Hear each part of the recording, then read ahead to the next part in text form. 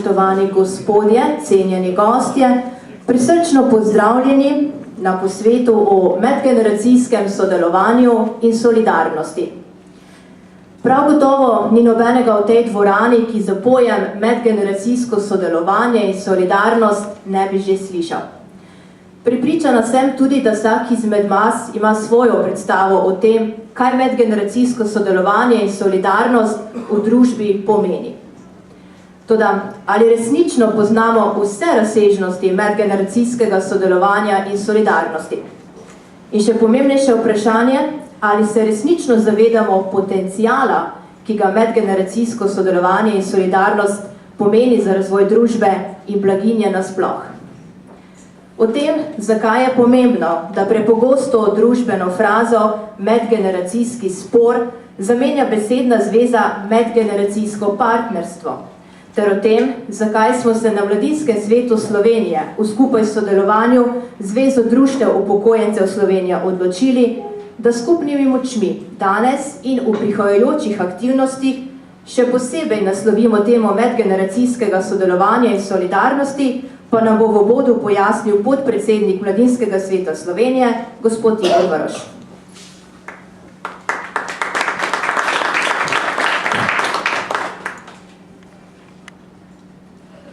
Spoštovani, lepo pozdravljeni in dobrodošli na pogovoru o temi, ki lahko ključno zaznamuje prihodnost našega naroda. Dejstvo je, da se v Evropi, še posebej pa v Sloveniji, soočamo z izrazitimi demografskimi spremembami, ki pred nas postavljajo številne izzive. Manjša rodnost o podaljševanju življenjske dobe razmerja med generacijami postavlja popolnoma na novo. Mnogi v tem vidijo polje medgeneracijskega konflikta s besedami, kot je starejši mladim odžirajo delovna mesta, ali pa mladi združujejo starejša, ali pa ustrahovanja, da čez 20-30 let pokojnin tako ali tako več ne bo, povzročajo navidezen spor med generacijami.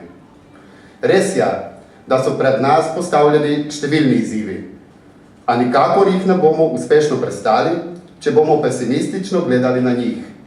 Rešitev ne bo, če bomo sprejeli igro ljudi brez idej, ki namesto rešitev tako radi zgolj uporabljajo besedno frazo medgeneracijski konflikt. Na Mladinskem svetu Slovenije in Zvezi društev upokojencev Slovenije ne pristajamo na delitve ljudi glede na starost in na navidezno tekmovalnost med generacijami. Ne zadovoljujemo se s tem, da demografske razmere prinašajo breme zgolj eni generaciji, ampak smo prepričani, da je edini uspešen odgovor na številne izzive, ki so pred nami, medgeneracijsko partnerstvo. Čeprav oboji predstavljamo dve generaciji, ki sta si v marsičem različni, pa nam je skupno najmanj eno: občutek manj vrednosti v družbi, odrinjenosti, neenakopravne, ponekod celo diskriminatorne obravnave. Obe generaciji sta potisnjeni na rob družbe, izločeni iz procesov odločanja in stigmatizirani. Ena je premlada za enakopravno udeležbo v družbi, druga pa prestara. Na Mladinskem svetu Slovenije in Zvezi društev upokojencev Slovenije smo se odločili, da ne bomo več pristali na neenakovredno vlogo v družbi. Želimo in moramo biti vključeni v vse procese odločanja, še toliko bolj v tiste, ki se neposredno dotikajo nas. In kaj naj bi predstavljal pojem današnjega posveta, medgeneracijsko sodelovanje in solidarnost? Pojem medgeneracijskega sodelovanja in solidarnosti ni nekaj, kar bi nastalo z današnjim dnem. Obstaja že vse od nastanka človeštva, ko so se različne generacije trudile razumeti druga drugo in najti način za skupno bivanje. Mnogi si pod pojmom medgeneracijsko sodelovanje in solidarnost predstavljajo solidarnostjo plačevanja mlade generacije v pokojninsko in zdravstveno blagajno, razne oblike prostovoljstva, medgeneracijskega učenja in druženja. Toda medgeneracijsko sodelovanje in solidarnost ni zgolj razmerje, v katerem mlajša generacija skrbi za starejšo. Je veliko več. Gre za dvostranski zajemni proces, kjer ena generacija daje drugi tisto, kar ta nima ali ji primanjkuje in seveda obratno. Ne gre za usmiljanje ene generacije do druge, ampak za proces, kjer dve generaciji na podlagi njunih potreb združita znanje, izkušnja, voljo, čas in skupaj prispevata k družbenemu razvoju na vseh področjih. Medgeneracijsko sodelovanje in solidarnost ne smemo gledati kot na socialno kategorijo, temveč kot na izraz družbene potencial, ki lahko poda odgovora na številna izzive sedanjosti in prihodnosti. Današnji posvet predstavlja uvod v številne aktivnosti na področju medgeneracijskega sodelovanja in solidarnosti, ki jih bomo v prihodnje skupnimi močmi in znanjem izvajali na Mladinskem svetu Slovenije in Zvezi društev upokojencev Slovenije. Že sedaj vabljeni k nadaljnemu sodelovanju. Želim vam prijetno počutje v naši sredini in veliko novih idej. Hvala lepa.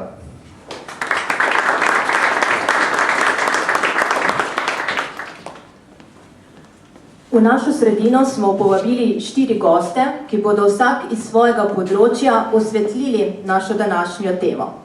Od analiz in napovedi za prihodnost se bomo sprehodili do aktivnosti, ki potekajo na področju medgeneracijskega sodelovanja in solidarnosti danes. Nato pa bo sledil pogled v prihodnost v še neodkrite priložnosti medgeneracijskega sodelovanja. Za tole omizje vabim magistro Marjano Bednaš, namestnico direktorja Urada Republike Slovenije za makroekonomske analize in razvoj.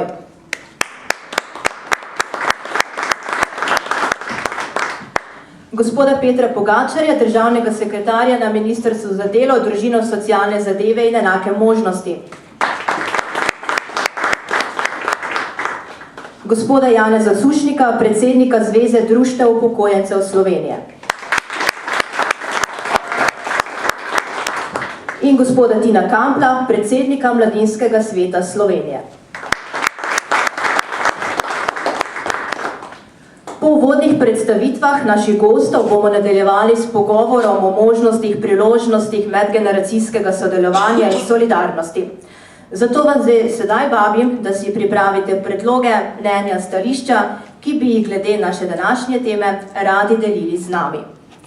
Kot prvo pa sedaj vabim k besedi magistro Marjano Bednaš, namestnico direktorja Urada za makroekonomske analize in razvoj. Umar je namreč že sredi lanskega leta izdal publikacijo, ki podrobno prikazuje demografsko stanje v Sloveniji in njegov vpliv na različna področja. Prosim. Hvala lepa. Lepo pozdravljeni. Najprej hvala organizatorjem za povabilo. Predvsem bi pa rada povedala, da me veseli, da lahko v tem krogu predstavim ugotovitve naše analize, ker prihajam z Umarja, lahko pričakujete, to je veliko grafov, številk, vendar hkrati tudi opozarjamo na izzive, ki jih pred nas prinašajo spremembe v demografski strukturi prebivalstva.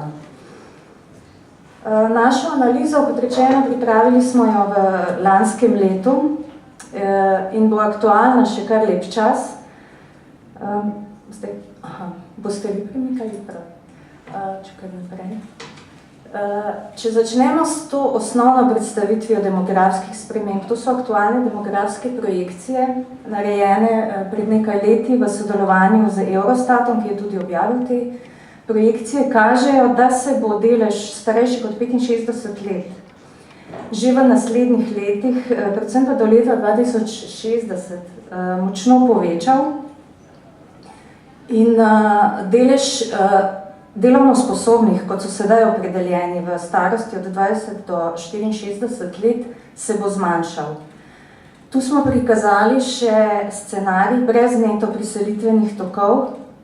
Tu so pač omenjene migracije, dejansko gre za neto priselitvene tokove delovno sposobnega prebivalstva. Če tega ne bo, kar je vključeno v osnovne projekcije, se bo delež prebivalstva v starosti od 20 do 64 let že v naslednjih 20 letih in še bolj v naslednjih 40-50 letih zmanjšal. To pomeni, kot je bilo omenjeno že uvodoma, resne spremembe in narekuje prilagoditve na vseh področjih v gospodarstvu in družbi. Če pogledamo še nekaj številk, tisti, ki so jim bližje konkretne številke, že v 2 desetletjih se bo število prebivalcev nad 65 let povečalo za 180 000, glede na izhodiščno leto 2006. Delež delovno sposobnih, se pravi prebivalstva trenutno opredeljenega kot delovno sposobnega, pa se bo zmanjšal za 150 000. Pri mladih so številke relativno konstantne, se pravi, ta delež številka se ne bo toliko spreminjala, vendar bo pa močna sprememba v strukturi odraslih, v starostni strukturi. Kar naprej, te spremembe bodo zahtevale prilagoditve, če začnemo najprej na trgu dela in na področju izobraževanja. Še enkrat, če pogledamo še malo drugačen prikaz demografskih projekcij, to pomeni, da se bo ob pričakovanju rasti gospodarske aktivnosti, kot jo predvidevamo, se bo delovno aktivno prebivalstvo kmalu že približalo tisti meji, če ne bo neto priselitvenega pritoka, in ob določenih neskladnih na trgu dela to lahko že v prihodnem desetletju povzroči pomanjkanje delovne sile, če ne bo sprememb oziroma prilagoditev za povečanje delovne aktivnosti. Kje je prostor za povečanje delovne aktivnosti? Če pogledamo te starostne piramide, se pravi delovno aktivnost po starostnih skupinah, lahko vidimo, da je Slovenija, če pogledamo skrajno levo in skrajno desno piramido, je delovna aktivnost mladih in starejših precej pod povprečjem, zlasti, kot vidimo, pri starejših smo po delovni aktivnosti na samem repu med državami Evropske unije. Se pravi, da je prostor za povečanje delovne aktivnosti predvsem med mladimi in med starejšimi, hkrati pa v tej populaciji, se pravi od 30 do 54 let, smo pa praktično že na vrhu, samo še ena država, in sicer Švedska ima višjo stopnjo aktivnosti. Tako da je na teh dveh segmentih je prostor za povečanje zaposlenosti. Hkrati se pa moramo zavedati, da je problem tudi segmentacija, ki je prisotna, se sicer nekoliko zmanjšala v zadnjih letih, vendar je prisotna in se zlasti kaže v precej visokem oziroma enem najvišjih deležev začasnih zaposlitev pri mladih. Tu so primerjave po posameznih četrtletjih in vidimo, da Slovenija močno presega povprečje Evropske unije po tem kazalniku. Naslednji prikaz je ponovno še eno malo drugačno videnje te delovne aktivnosti po starostnih skupinah, kjer lahko vidimo s to rdečo črto, prikazujemo vstop mladih na trg dela in izstop starejših. In tu vidimo, da v Sloveniji mladi vstopajo relativno pozno na trg dela, izstop je pa relativno zgoden. Se pravi, da je to obdobje delovne aktivnosti v Sloveniji relativno kratko. In to pomeni, če gremo še naprej, tule bomo...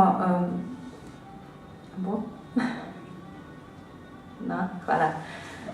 Tale prikaz, se pravi delovna aktivnost, kaj to pravzaprav pomeni? Da je v povprečju obdobje, v katerem več proizvedemo kot potrošimo, je relativno kratko, je krajše kot v drugih državah in to pomeni, da ta populacija delovno aktivna z medgeneracijskimi transferi, javnimi in zasebnimi, pokriva potrošnjo mladih in starejših. Zaradi daljšega trajanja življenja, daljše pričakovanje življenjske dobe, to pomeni, da se bodo pritiski na te medgeneracijske transfere še povečali in to seveda zahteva prilagoditve zlasti v delovni aktivnosti, da bomo bolj razprli to krivuljo, to obdobje. Še ena mogoče zanimivost oziroma opozorilo, kar je tudi kolega Samt v tem članku, iz katerega smo potegnili ta graf, je tudi opozoril, da se je to obdobje v Sloveniji celo skrajšalo v zadnjih letih, se ni podaljšalo. Tako da so se zadeve še bolj zaostrile na tem segmentu. In če omenimo še izobraževanje, nimam posebne slike, vendar vse te spremembe narekujejo na eni strani krepitev vseživljenjskega učenja, Se pravi, izobraževanje skozi celotno življenjsko obdobje in pa izmenjavo izkušenj, medgeneracijsko sodelovanje. Mladi prinašajo nova znanja, ki jih lahko zelo koristno, produktivno uporabijo v delovnem procesu, starejši imajo izkušnje, lahko nastopijo v vlogi mentorjev, svetovalcev in tako naprej. In je tu ta prostor in potreba za krepitev medgeneracijskega sodelovanja tudi na področju osvajanja novih znanj, usposabljanja in tako naprej. Naslednji segment, velik izziv, kjer so resnično potrebne velike prilagoditve, tudi mogoče sprememba razmišljanja o reševanju teh ureditev, so pa sistemi socialne zaščite, kjer je Slovenija ponovno v vrhu med državami EU po povečanju izdatkov za socialno zaščito zaradi demografskih sprememb brez spremembe ureditve teh sistemov. Se pravi, če ne bo prišlo do sprememb, bodo izdatki za socialno zaščito na teh segmentih, pokojnine, zdravstvo, dolgotrajna oskrba, že do leta 2060 praktično dosegli 25% bruto domačega proizvoda. Naslednja slika prikazuje, da je problem recimo v pokojninskem sistemu že danes prisoten, se že danes proračun zagotavlja približno 1,3 milijarde za financiranje pokojninskega zavarovanja. Se pravi, da že sedaj ne uspemo s tem sistemom pokriti vseh izdatkov za ta namen.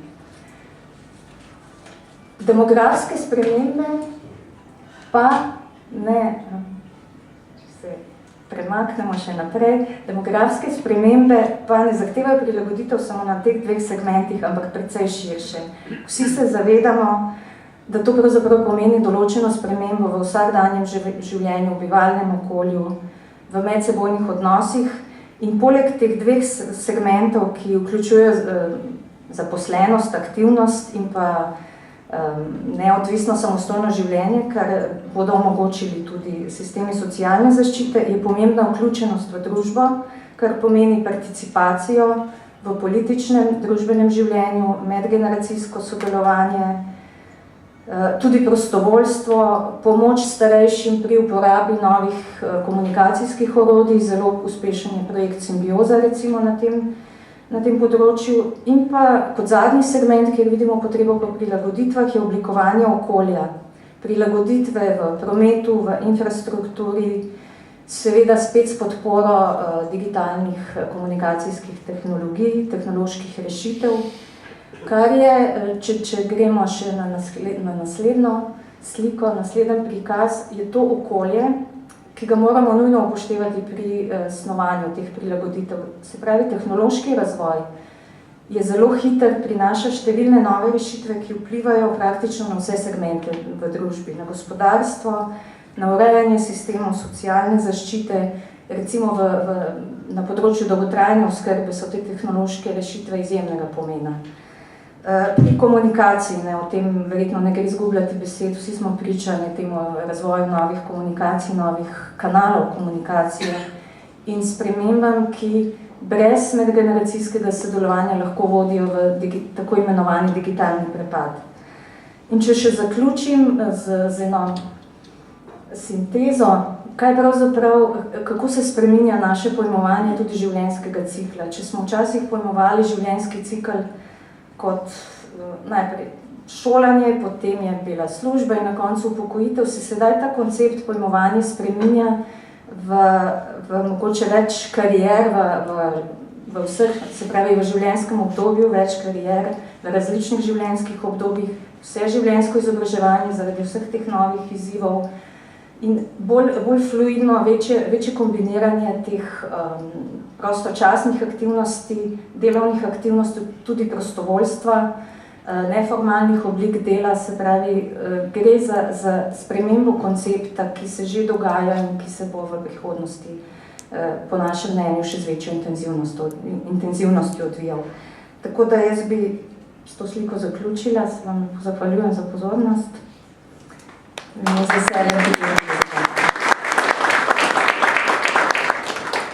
Najlepša hvala. Zveza društev upokojencev Slovenije je ena največjih nevladnih organizacij v Sloveniji, šteje več kot preko 200 000 članov. Njihov srednji cilj je boljše življenje vseh upokojencev, zaradi česar izvajajo številne programe in projekte, zelo glasni pa so tudi, ko gre za pravice upokojencev v razmerju do države. Že danes pa veliko časa namenjajo tudi temi medgeneracijskega sodelovanja in solidarnosti. Predsednik Zveze društev upokojencev Slovenije, gospod Janez Sušnik, nam bo razkril, kaj vse počno že danes in kakšni so načrti za prihodnost. Prosim.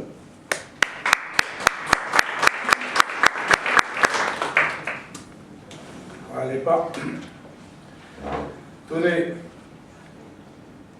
kdo se vpraša, kaj pa zdaj vi, upokojenci, kako sploh lahko sodelujete, na kakšen način lahko sodelujete pri medgeneracijskem sodelovanju, vendar moram reči takole. Seveda, če pogledamo čisto od začetka, kako formiramo človeka po rojstvu.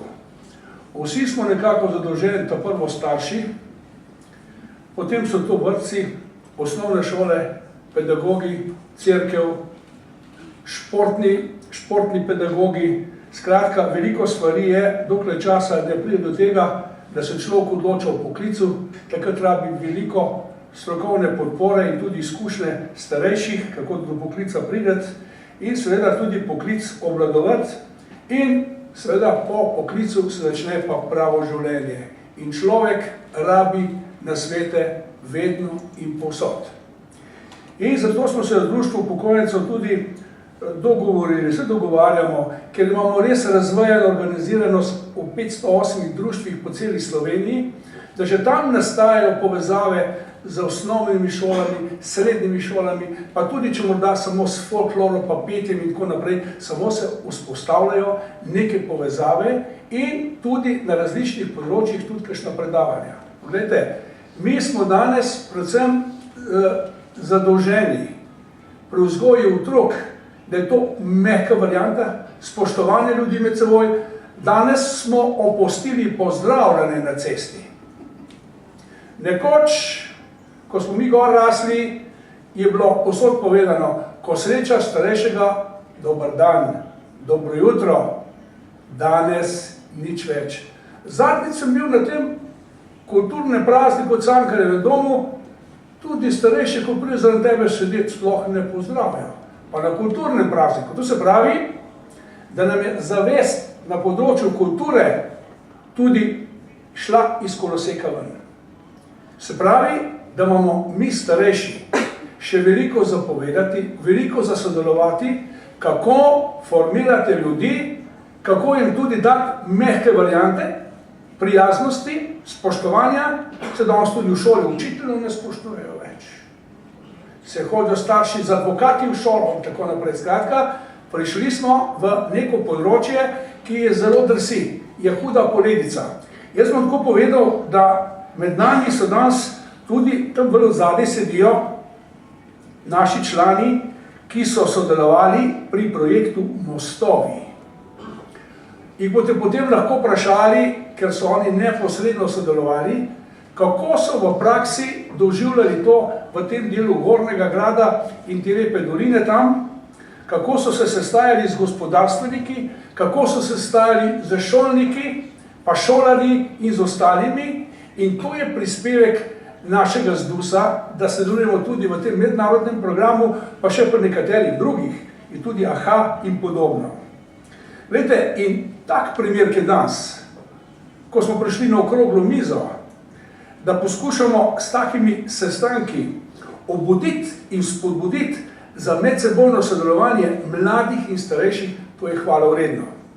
Gospod Tim Krampel je bil pred meni, že prej, gospod Donkom sodeloval, sem rekel, ja seveda, mi moramo take načine prevzemati, jih spoštovati, se dogovarjati in to je cilj, v katerega moramo tudi verjeti, še v bodoče družba, ne pa to tudi podpre. Jaz mislim, da ima danes tudi državnega sekretarja tukaj, ki ima veliko besede na ministrstvu, da bo tudi kakšno stvar rekel okrog takih pogledov. Seveda, Mi imamo tudi različne prireditve, kakor je festival za tretjo življenjsko obdobje, podobne stvari. Slike bomo prikazali iz tega arhiva, ko sem omenil mostovi, in bomo tamle potem porabili naše člane, ki so tudi z nami danes prisotni. Seveda, da spodbujamo aktivno udeležbo mladih v demokratične procese k razvoju državnega in evropskega sodelovanja. Mi smo zdaj v Evropi in je prav, seveda tudi evropsko obnašamo, ampak tako moramo nacionalne vrednote, ki jih imamo, dati temelj in jih tudi spoštovati. Spoštovati našo ustavo, naše zakone in tako naprej, skratka gre za to, in še kako podkrepiti sodelovanje s starejšimi pa mladimi. Glejte, starejši imamo izkušnje. V zvezi upokojencev imamo veliko ljudi, ki so bili direktorji firm, ali so bili profesorji, ali so bili znanstveniki, ali so bili kaj drugega. In prenos izkušenj in znanja je številka 1 in tega se zavedamo in tudi tako bomo tudi sodelovali. Krepitev motivacije mladih za vse življenjsko učenje, veste, znanja ni nikdar preveč. Zato pa tudi v tretjem življenjskem obdobju poskušamo ljudi pripraviti do tega, da se učijo. Jaz sem bil predsednik upokojencev Gorenjske, ko 10-12 društev ni uporabljalo računalnika. Poglejte, treba je bilo spodbujati ljudi, tisti, ki imajo voljo do učenja, da v društvu vsaj elektronsko pošto prevzame, jo prebere in pa odgovori na njo in pogleda še kaj, če treba na internet. To je bilo in danes poslujemo z društvi vse preko informacijskih sistemov. S tem tudi siliš ljudi, da se učijo jezikov, da se usposabljajo tak drugačen način in mladi jih pridejo učiti. To se pravi, danes mladi že v osnovni šoli, v srednji pa, računalništvo obvladajo super. In te mladi so zdaj prišli starejše učiti in se pogovarjati z njimi, kako morajo s tem stvarmi ravnati. Starejši bojo pa mladimi svetovali pri njihovih zadevah, pri njihovih problemov. Glejte, problemov je pa veliko. Denoti mislim, da ni problemov. Mi imamo danes veliko nezaposlenih, ko s tem se je situacija zboljšala. Veliko je izzivov na evropskem in svetovnem nivoju. Če bi še enkrat prišla recesija, kaj bo potem, ampak ne glede, moramo biti vedno optimisti. Nam v Sloveniji gospodarska raste, število zaposlenih, nezaposlenih se zmanjšuje, zdaj pa treba še za mlade. Mladi bi mogli dobiti platformo, da se čim prej zaposlijo. Da ne pol ni problem, kako zdravstveno blagajno polniti, kako pokojninsko blagajno polniti. In to je smisel tega, da platforme za gospodarsko rast pripravimo že zelo zgodaj.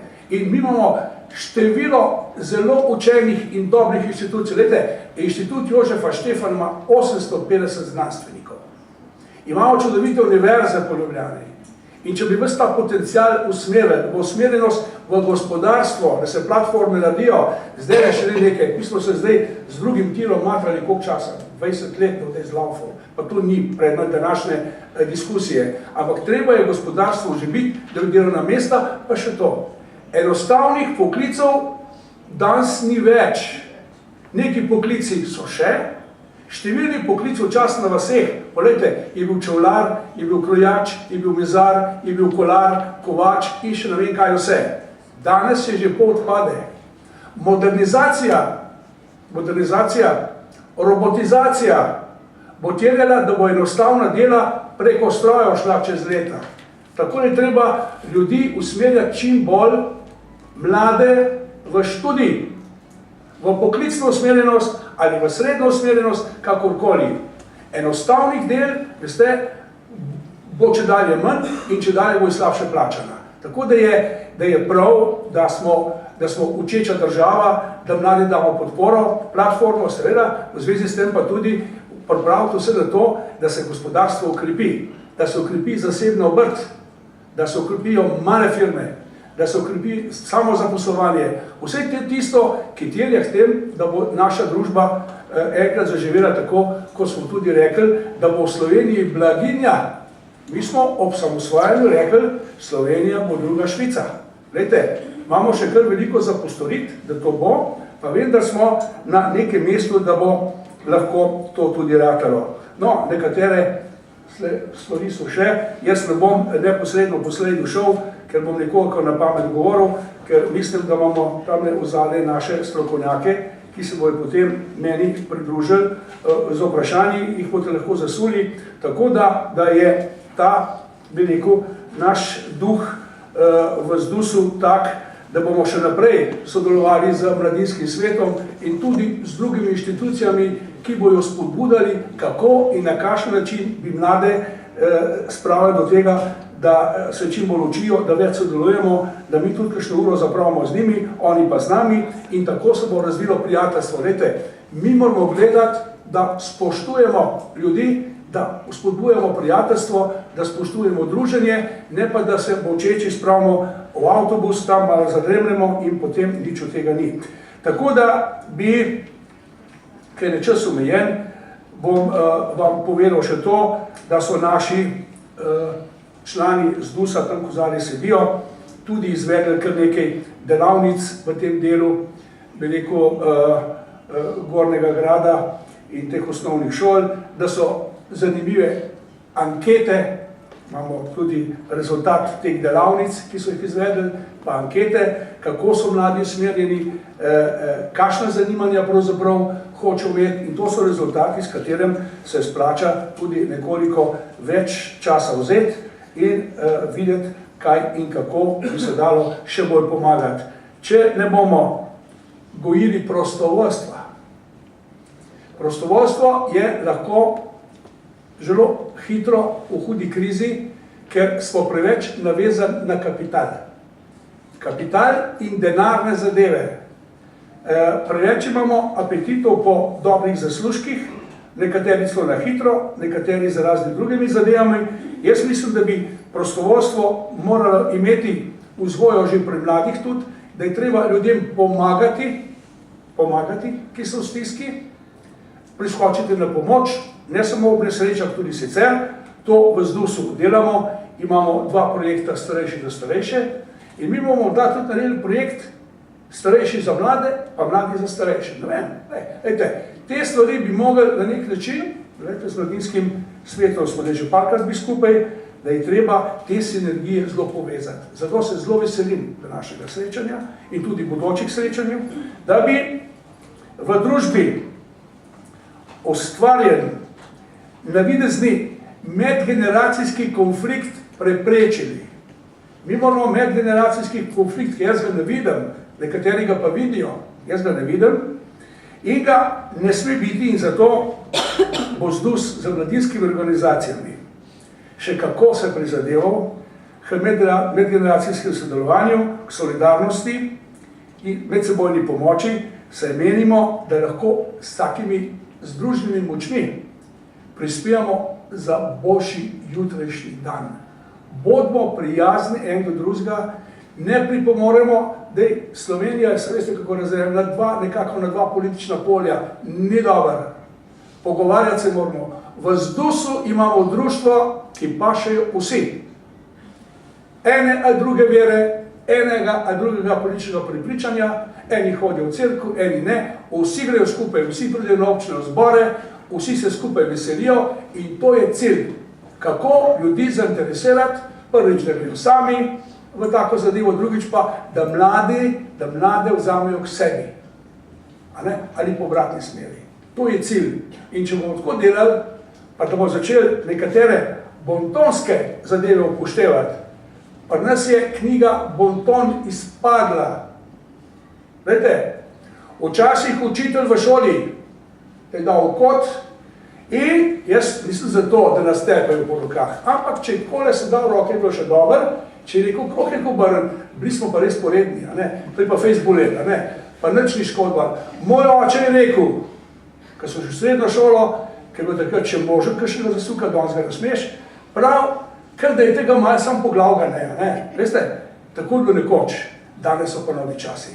Jaz sem za to, da se take stvari ne delajo, da ni agresije nad otroki, da smo prijazni in da jih vzgajamo. Vzgoja je premalo. Starši imajo cedar šiht, danes ni več 8 ur, danes je zjutraj od 8 zvečer do 18 in nimajo časa pri vzgoji svojih otrok. To je problem naše družbe, pač taka je, hoteli smo kapitalizem, zdaj ga pa imamo. Tako je. Hvala lepa za pozornost.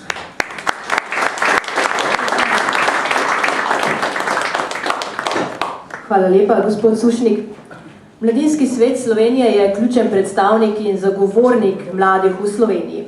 Naša naloga je spremljanje položaja mladih in predlaganje ukrepov za boljše življenje mlade generacije.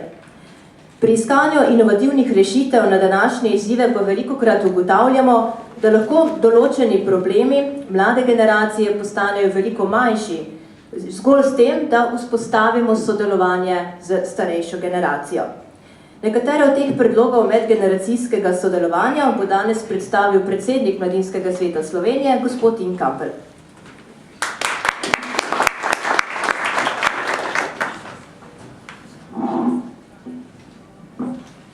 Hvala za besedo in lep pozdrav še v mojem imenu. Uvodoma bi se zahvalil vsem, ki ste prišli. Mislim, da vsi obrazi, ki ste prišli danes sem, predvsem tisti, ki prihajate iz prakse medgeneracijskega sodelovanja in pa solidarnosti, že danes pričajo, da tema je pomembna in da je potrebno naslavljati. Jaz bi morda za uvod uporabil vprašanje, ali obstaja konflikt med generacijami, oziroma lahko govorimo o medgeneracijskem konfliktu. Če spremljamo, oziroma če smo pozorno poslušali mojega predhodnika, bi rekli, da daleč od tega, da govorimo o medgeneracijskem konfliktu, da znajo starejši sodelovati z mlajšimi in obratno. Vendar vseeno je bilo danes tudi že izrečeno, da se v družbi ne malokrat pojavlja vprašanje, ali mladi oziroma starejši odžiramo delovna mesta drug drugemu, ali se izpodrivamo na polju odločanja in podobno. Zagotovo ja, ne moremo govoriti o pojmu medgeneracijskega konflikta, posamezne tenzije med generacijami pa zagotovo obstaja. In kot že rečeno, danes sedite tu predstavniki številnih praks, številnih projektov, ki pričajo, da ne moremo govoriti o konfliktu, ampak o solidarnosti in sodelovanju. Prav je, da te primere dobrih praks, tako projektov kot aktivnosti,